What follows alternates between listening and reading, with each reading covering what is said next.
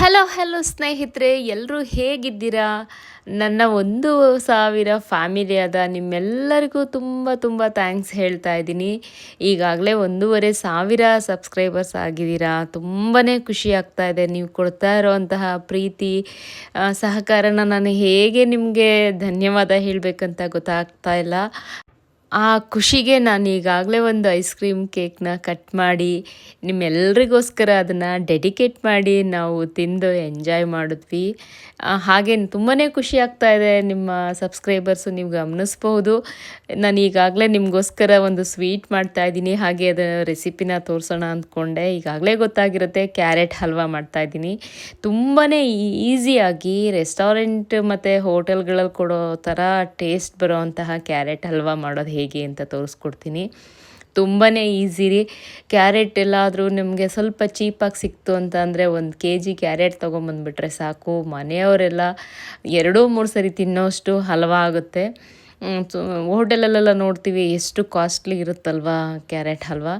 ಅದೇ ಥರ ಟೇಸ್ಟ್ ಬರೋ ಥರ ಇದಕ್ಕೆ ಕೋವಾ ಬೇಡ, ಮಿಲ್ಕ್ ಮೇಡ್ ಬೇಡ, ಏನು ಮನೇಲಿರುತ್ತೋ ಅದಷ್ಟೇ ಇಂಗ್ರೀಡಿಯೆಂಟ್ಸ್ನ ಹಾಕಿ ಮಾಡ್ತಾಯಿದ್ದೀನಿ. ಇದಕ್ಕೆ ಬಾದಾಮಿ ಹಾಕಿದ್ರೂ ಕೂಡ ಚೆನ್ನಾಗಿರುತ್ತೆ. ಬಟ್ ಬಾದಾಮಿ ಖಾಲಿ ಆಗಿತ್ತು, ಹಾಗಾಗಿ ನಾನು ಗೋಡಂಬಿ ಮತ್ತು ದ್ರಾಕ್ಷಿ ಹಾಕ್ತಾಯಿದ್ದೀನಿ. ದ್ರಾಕ್ಷಿ ಬೇಡ ಅಂದರೆ ಸ್ಕಿಪ್ ಮಾಡಿ ನೀವು ಆ ಜಾಗದಲ್ಲಿ ಬಾದಾಮಿ ಹಾಕ್ಬೋದು. ಜೊತೆಗೆ ಇಲ್ಲ 3 ಹಾಕ್ಕೊಂಡ್ರೂ ತುಂಬಾ ಚೆನ್ನಾಗಿರುತ್ತೆ ಟೇಸ್ಟ್. ನಾನಿಲ್ಲಿ ನೋಡ್ತಾ ಇದ್ದೀರಾ, ಡ್ರೈ ಫ್ರೂಟ್ಸ್ನ ಫಸ್ಟು ಫ್ರೈ ಮಾಡಿ ತೆಗೆದಿಟ್ಕೊಂಡ್ಬಿಡ್ತಾ ಇದ್ದೀನಿ ತುಪ್ಪದಿಂದ. ಈಗ ನಾವು ಇದೇ ಬಾಣಲಿಗೆ ಬಿಸಿ ಇರುತ್ತಲ್ವ, ಇದಕ್ಕೆ ಕ್ಯಾರೆಟ್ ಹಾಕ್ಕೊಂಬಿಡೋಣ. ಹಾಗೆ ನೀವು ಗಮನಿಸ್ಬೋದು, ನಾನು ಯಾವುದೇ ವಿಡಿಯೋನಲ್ಲಿ ಕೂಡ ನನಗೆ ಸಬ್ಸ್ಕ್ರೈಬ್ ಮಾಡಿ ಅಂತ ನಾನು ಯಾರನ್ನೂ ರಿಕ್ವೆಸ್ಟ್ ಮಾಡಿಲ್ಲ. ತುಂಬಾ ಖುಷಿ ಆಗ್ತಾ ಇದೆ. ನೀವೆಲ್ಲ ಇಷ್ಟು ಪ್ರೀತಿ ಕೊಟ್ಟು ನನಗೆ ಸಬ್ಸ್ಕ್ರೈಬ್ ಆಗಿದ್ದೀರಾ, ಸಬ್ಸ್ಕ್ರೈಬ್ ನೀವಾಗೇ ಮಾಡಿದ್ದೀರಾ. ಹಾಗೆ ನನಗೆ ಕಮೆಂಟ್ ಕೂಡ ಕೊಡ್ತಾ ಇದ್ದೀರಾ, ನನ್ನ ಎಲ್ಲ ವೀಡಿಯೋಸ್ನ ಲೈಕ್ ಮಾಡ್ತಾ ಇದ್ದೀರಾ. ನಿಮಗೆಲ್ಲ ತುಂಬ ತುಂಬ ತುಂಬ ಧನ್ಯವಾದಗಳು. ನಿಮಗೋಸ್ಕರನೇ ಈ ಸ್ವೀಟ್ ಮಾಡ್ತಾ ಇದ್ದೀನಿ. ನಾನು ನೇರವಾಗಿ ಬಂದು ನಿಮ್ಮೆಲ್ಲರಿಗೂ ಇದನ್ನು ಕೊಡೋಕ್ಕಾಗ್ತಾಯಿಲ್ಲ, ಹಾಗಾಗಿ ತೋರಿಸ್ತಾ ಇದ್ದೀನಿ. ಈಸಿಯಾಗಿ ಮನೆಯಲ್ಲಿ ಸಿಂಪಲ್ಲಾಗಿ ಒಂದು ಸ್ವೀಟ್ ಮಾಡಿಕೊಂಡು ಎಲ್ಲರೂ ಬಾಯಿ ಸಿಹಿ ಮಾಡ್ಕೊಳ್ಳೋಣ, ನನ್ನ ಜೊತೆ ನೀವು ಮಾಡ್ಕೊಳ್ಳಿ ಅಂತ ಹೇಳ್ತಾ ಇದ್ದೀನಿ.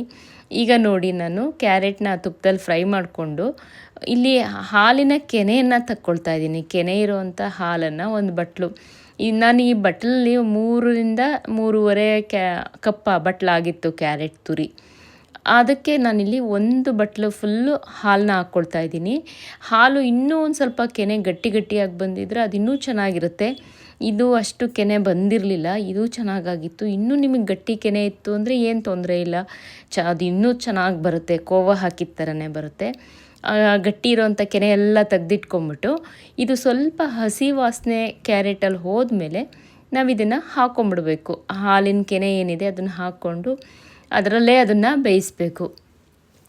ಅದು ಗಟ್ಟಿ ಕೆನೆ ಹೇಳಿದ್ನಲ್ಲ, ತುಂಬ ಗಟ್ಟಿ ಕೆನೆ ಇತ್ತು ಅಂದರೆ ಇನ್ನೂ ಚೆನ್ನಾಗಿ ಬರುತ್ತೆ. ನಾವು ಕೋವಾನೇ ಹಾಕಿದಷ್ಟು ಟೇಸ್ಟ್ ಬರುತ್ತೆ. ಕ್ಯಾರೆಟ್ ಹಲ್ವಾ ಮಾತ್ರ ತುಂಬಾ ಚೆನ್ನಾಗಿತ್ತು. ನಾನು ಹೇಳ್ತಾ ಇದ್ದೀನಿ, ಮಾಡುವಾಗಲೇ ಹೇಳ್ತಾ ಇದ್ದೀನಿ ಅದನ್ನು, ಅಷ್ಟು ಟೇಸ್ಟಾಗಿತ್ತು. ಮನೇಲೆಲ್ಲರೂ ಇಷ್ಟಪಟ್ಟು ತಿಂದರು. ಅದು ನಾನು ಮಾಡಿದ್ದ ಮೆಥಡ್ ಚೆನ್ನಾಗಿತ್ತು ಅಥವಾ ನಿಮ್ಮೆಲ್ಲರ ಪ್ರೀತಿ ವಿಶ್ವಾಸಕ್ಕೆ ಚೆನ್ನಾಗಾಗಿತ್ತೋ ಗೊತ್ತಿಲ್ಲ. ನನಗೆ ತುಂಬಾ ಖುಷಿ ಆಗ್ತಾಯಿದೆ. ಭಾಳ ಖುಷಿನಲ್ಲೇ ನಾನು ಈ ವಿಡಿಯೋನ ಮಾಡ್ತಾಯಿದ್ದೀನಿ. ನೋಡಿ, ಈ ಥರ ಹಾಲು ಮಳ್ತಾ ಇದೆ, ಅದು ಕ್ಯಾರೆಟ್ ಅದರಲ್ಲೇ ಬೇಯುತ್ತೆ ಚೆನ್ನಾಗಿ. ನೋಡಿ, ಈಗ ನೀರೆಲ್ಲ ಅಂದರೆ ಹಾಲಿನಂಶ ತೇವಾಂಶ ಎಲ್ಲ ಹೀರ್ಕೊಂಡಿದೆ. ಈ ಟೈಮ್ನಲ್ಲಿ ನಾವು ಸಕ್ಕರೆ ಹಾಕ್ಕೋಬೇಕು. ನಾನು ಹೇಳಿದ್ನಲ್ವ, ಒಂದು 3 ಬಟ್ಟಲು ಕ್ಯಾರೆಟ್ ತುರಿ ಇತ್ತು, 1 ಬಟ್ಟಲು ಹಾಲು ಹಾಕ್ಕೊಂಡೆ. ನೀವು ಬೇಕಾದರೆ ಹಾಲು ಇನ್ನೂ ಹಿಡಿಯುತ್ತೆ ಅಂದರೆ ಹಾಕ್ಕೋಬೋದು, ಇಲ್ಲಾಂದರೆ ಅದು ಜಾಸ್ತಿ ಆದರೆ ಏನು ತೊಂದರೆ ಇಲ್ಲ. ಅದು ಇದಾಗೋವರೆಗೂ ಹಿಂಕೊಳ್ಳೋವರೆಗೂ, ಅಂದರೆ ಹಾಲೆಲ್ಲ ಹೀರ್ಕೊಳ್ಳೋವರೆಗೂ ನಾವು ಬೇಯಿಸ್ಬೋದು. ಸಕ್ಕರೆ ನೋಡಿ, ಆ ಬಟ್ಲಲ್ಲೇ ನಾನು 1 ಬಟ್ಲು ಹಾಕ್ಕೊಂಡಿದ್ದೀನಿ. ಸ್ವಲ್ಪ ಕಡಿಮೆನೇ ಹಾಕ್ಕೋಬೇಕು, 1 ಬಟ್ಲು ಜಾಸ್ತಿ ಆಗುತ್ತೆ. ನಾನೊಂದು 3/4 ಭಾಗ ಹಾಕ್ಕೊಂಡೆ, ಏಕೆಂದರೆ ನಾವು ಸ್ವಲ್ಪ ಸಕ್ಕರೆ ಕಡಿಮೆ ತಿಂತೀವಿ.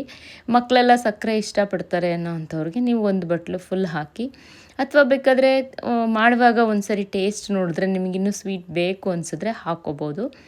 ನಮಗಿದು ಪರ್ಫೆಕ್ಟಾಗಿತ್ತು. ತುಂಬ ಸಿಹಿ ಆದ್ರೂ ಜಾಸ್ತಿ ತಿನ್ನೋಕ್ಕಾಗಲ್ಲ ಹಲ್ವನ. ಹಾಗಾಗಿ ಹಾಕುವಾಗಲೇ ಸ್ವಲ್ಪ ಕಡಿಮೆನೇ ಹಾಕ್ಕೊಂಡಿದ್ರೆ ಅದು ಬೆಂದು ಎಲ್ಲ ಆದಮೇಲೆ ನಮಗದು ತಣ್ಣಗಾದ್ಮೇಲೆ ಸ್ವೀಟ್ ಸರಿ ಹೋಗುತ್ತೆ. ಇಲ್ಲಾಂದರೆ ನಾವು ಬಿಸಿಲಿ ತಿಂದಾಗ ಅಷ್ಟು ಗೊತ್ತಾಗಲ್ಲ ಟೇಸ್ಟು, ಆಮೇಲೆ ತಣ್ಣಗಾದ್ಮೇಲೆ ಜಾಸ್ತಿ ಅನ್ನಿಸ್ಬಿಡುತ್ತೆ. ಹಾಗಾಗಿ ಸ್ವಲ್ಪ ಕಡಿಮೆನೇ ಹಾಕ್ಕೋಬೋದು. ಸ್ವೀಟ್ ತಿಂತೀವಪ್ಪ ನಾವು ಅನ್ನೋ ಶುಗರ್ ಹಾಕ್ಕೋಬೋದು. ಬೇಕಾದರೆ ನೀವಿಲ್ಲಿ ಮಿಲ್ಕ್ ಮೇಡ್ ಸೇರಿಸ್ಕೋಬೋದು, ಆಪ್ಷನ್ ಇದೆ ಅಂದರೆ. ಏನು ಅವಶ್ಯಕತೆ ಇಲ್ಲ, ಯಾಕಂದರೆ ಹೀಗೆ ಮಾಡಿದ್ದೆ ಬಹಳ ಚೆನ್ನಾಗಿತ್ತು. ನಾನು ಈ ಟೈಮಲ್ಲಿ ಡ್ರೈ ಫ್ರೂಟ್ಸ್ನ ಸೇರಿಸ್ಕೊಂಡಿದ್ದೀನಿ ನೋಡಿ. ಅದು ತಳ ಹೇಗೆ ಬಿಡ್ತಾ ಇದೆ. ತುಪ್ಪ ಬೇಕಾದರೆ ಹಾಕ್ಕೋಬೋದು. ಸುಮ್ಮನೆ ನಾನು ಮುಂಚೆನೇ ಹಾಕಿದ್ನಲ್ವ ಡ್ರೈ ಫ್ರೂಟ್ಸ್ಗೆ ಸ್ವಲ್ಪನೇ ಹಾಕ್ಕೊಂಡಿದ್ದೆ. ಹಾಗಾಗಿ ಇನ್ನೊಂದು 2 ಸ್ಪೂನ್ನ ಮೇಲಿಂದ ಹಾಕ್ಕೊಂಡೆ, ಅದು ತಳ ಕೂರದೇ ಇರಲಿ ಅಂತ. ಮನೆಯೆಲ್ಲ ಘಮ ಘಮ ಅಂತ ಇತ್ತು, ಅಷ್ಟು ಚೆನ್ನಾಗಾಗಿತ್ತು ಕ್ಯಾರೆಟ್ ಹಲ್ವಾ. ಕಲರ್ ಕೂಡ ನೋಡಿ ಎಷ್ಟು ಚೆನ್ನಾಗಿ ಬಂದಿದೆ, ಒಳ್ಳೆ ಕಲರ್ ಬಂದಿದೆ. ನಿಮಗೆಲ್ಲ ಬಿಸಿ ಬಿಸಿ ಹಲ್ವಾ ರೆಡಿ ಇದೆ. ಟೇಸ್ಟ್ ಮಾಡಿ ಮನೇಲಿ ಮಾಡ್ಕೊಂಡು ನೋಡಿ ಹೇಗಿತ್ತು ಅಂತ ನನಗೆ ಕಮೆಂಟ್ ಮಾಡಿ. ನಮ್ಮ ಮನೇಲಂತೂ ತುಂಬಾ ಚೆನ್ನಾಗಾಗಿತ್ತು, ಎಲ್ಲರೂ ತುಂಬ ಇಷ್ಟಪಟ್ಟರು. ಅದು ನೋಡ್ತಾ ಇದ್ರೇ ಆಹಾಹಾ ಬಾಯಲ್ಲಿ ನೀರು ಬರೋ ಹಾಗಿದೆ. ನಿಜವಾಗ್ಲೂ ರೀ, ನಾನು ಒಂದು ರೆಸ್ಟೋರೆಂಟಲ್ಲಿ ತಿಂದಿದ್ದೆ, ಸೇಮ್ ಅದೇ ಟೇಸ್ಟ್ ಬಂದಿತ್ತು ನಮ್ಮ ಮನೇಲಿ ಕೂಡ. ನಾನು ಇದನ್ನು ಎಲ್ಲೂ ನೋಡಲಿಲ್ಲ, ನನ್ನ ಸ್ವಂತ ಐಡಿಯಾದಿಂದ ಮಾಡಿದೆ. ಮೋಸ್ಟ್ಲಿ ಹಾಲಿನ ಕೆನೆ ಹಾಕಿದ್ರೆ ಕೋವಾ ಥರ ಟೇಸ್ಟ್ ಬರಬಹುದು ಅಂತ ಸುಮ್ಮನೆ ಟ್ರೈ ಮಾಡಿದ್ದು. ನಾನು ನಿಮಗೇನು ತೋರಿಸ್ತಾ ಇದ್ದೀನಿ ಅದೇ ಫಸ್ಟ್ ಟೈಮ್ ಟ್ರೈ ಮಾಡಿದ್ದು, ಆದ್ರೂ ಸಖತ್ತಾಗಿ ಬಂದಿತ್ತು ಕ್ಯಾರೆಟ್ ಹಲ್ವಾ. ಒಂದ್ಸರಿ ನೀವು ಟ್ರೈ ಮಾಡಿ ನೋಡಿ. ಇದು ಹಾಗೆ ನನ್ನ 1,000 ಫ್ಯಾಮಿಲಿ ಆಗಿರೋದ್ರಿಂದ ನಾನು ಹಾಗೆ ಚಿಕ್ಕ ಒಂದು ಸೆಲೆಬ್ರೇಷನ್ ಮಾಡಿಕೊಂಡು ಅದನ್ನು ಎಂಜಾಯ್ ಮಾಡಿಕೊಂಡು ತಿಂದೆ ಕ್ಯಾರೆಟ್ ಹಲ್ವನ. ಯಾರ್ಯಾರೆಲ್ಲ ಸಬ್ಸ್ಕ್ರೈಬ್ ಮಾಡಿದ್ದೀರಾ, ಯಾರು ನೋಡ್ತಾ ಇದ್ದೀರಾ, ಎಲ್ಲರೂ ಹಾಗೆ ಸ್ವೀಕರಿಸ್ಬಿಡಿ. ನಿಮ್ಮೆಲ್ಲರಿಗೂ ಮತ್ತೊಮ್ಮೆ ತುಂಬ ಹೃದಯದ ಧನ್ಯವಾದಗಳು ಹೇಳ್ತಾ ಇದ್ದೀನಿ. Take care, bye, see you.